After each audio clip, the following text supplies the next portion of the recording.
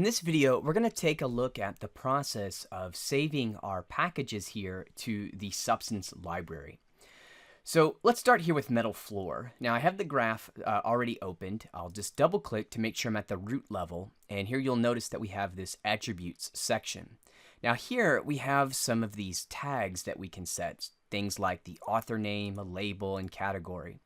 Now, in this case, what I'm going to do is just fill in this category here. So this would be anything that you want. So the idea here is that we're going to start building up our own filtering system here in the library to house all of our own custom materials.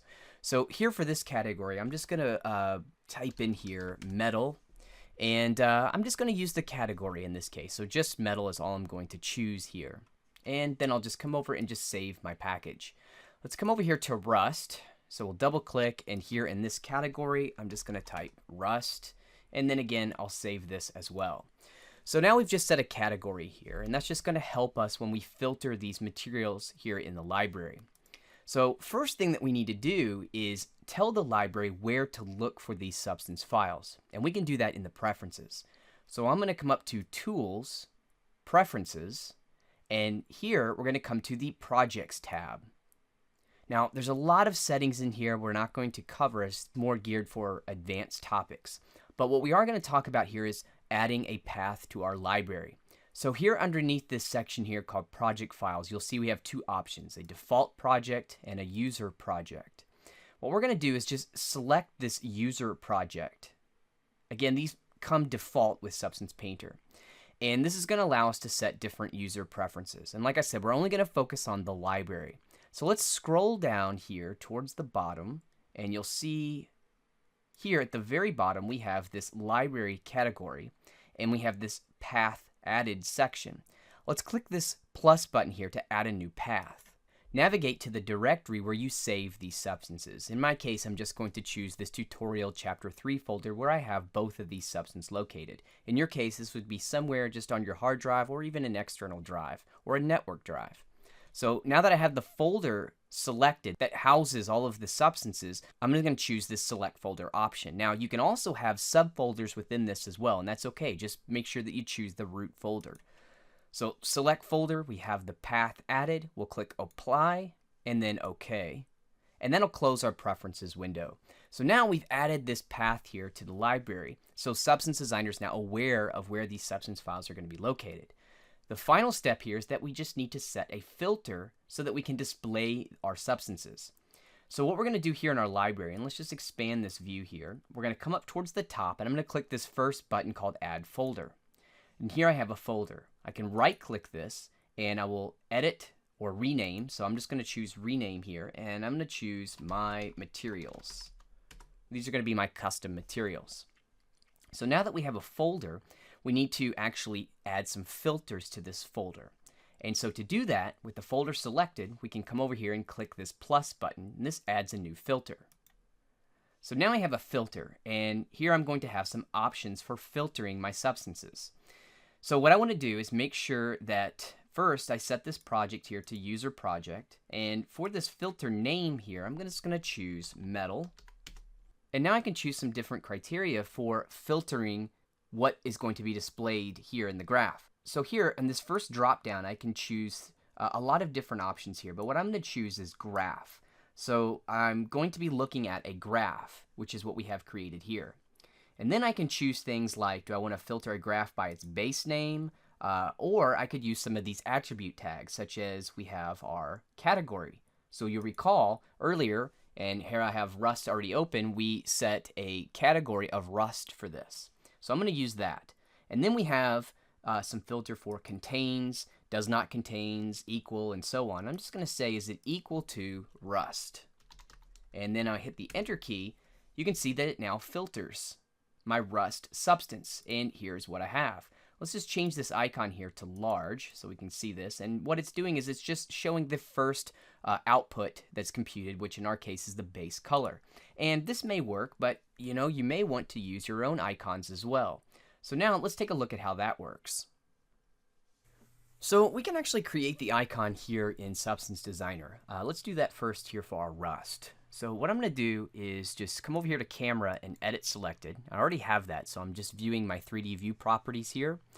And what I want to do is set an exact resolution. So by default, the resolution for our 3D view is set to use window resolution. So however you scale this 3D view, that's going to be the resolution size that you would save.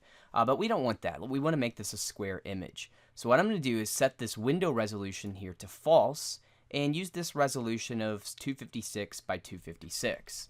And now here I can just kind of zoom into my view and just get the resolution that I need. Here I could raise this resolution 512. 512. All right, let's go with this. Now you can use any geometry that you want. You could even use your own custom geometry. In my case, I'm just going to use this rounded cube. And I'd like to use the same background here that you see in the library.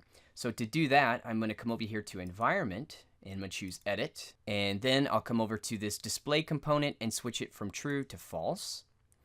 Now let's set our background color. So now we'll go back to the camera, Edit Selected. And here, this clear color, I can set any value that I want. But like I said, I want to use this value. So I'm just going to use this picker and then just pick this value here from the background of the library, and that sets the value. So now that I just kind of frame up what I want to do for the render, I could even hold down Shift and Control right mouse button to adjust my lighting. And then here I come over to camera and I choose Save Render. And here I'm just going to save this icon file here just in that tutorial file. So now that I have that set, I'm going to go back here to my Rust graph. I'll just double click an empty spot to go to the root level of the graph. And then here in my attribute section, you'll see that we have this icon button. I'm going to click this icon button, and then I'll just select the icon file that I just saved. So we'll click open here, and that applies the icon file. Now all I have to do is just save the substance, and here it will update in the library. So here's my new icon file. Now if I want, I could also set an icon here for this filter. So notice that some of the filters that we have, they have a custom icon. And all you have to do to change that is just come all the way over here to the left, and you'll see this little icon button. We can just click this button and choose a new icon.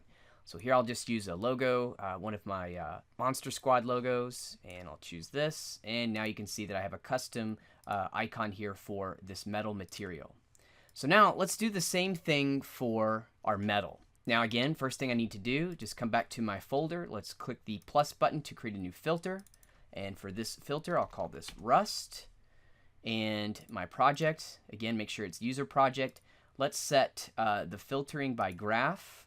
And let's use that category name that I set. Let's set this to be equal. And then here in the field, I'll type in Rust. Oh, I'm sorry, metal.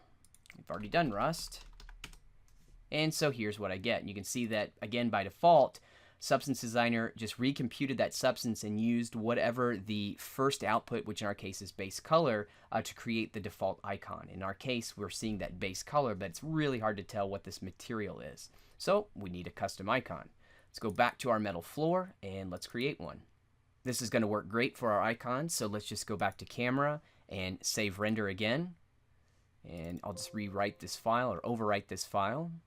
And then here in our attributes, let's set our icon. So our icon file is set, and then finally we'll just save that package. So that is the entire process for adding our own custom substances here to our library. Now next time we fire up Substance Designer and want to start working on a new project, we can just simply come down to our materials and we can choose the materials that we want to work with. And it looks like I got these names backwards. So here, let's fix this guy. We're going to rename this here to Rust. And then we'll just right click and rename this guy Metal. Okay, so now we got it right.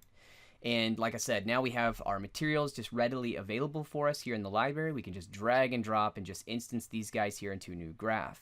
In the next video, we're going to take a quick look at creating a substance graph template so that we can then get into constructing complex materials using our base materials that we've been working on.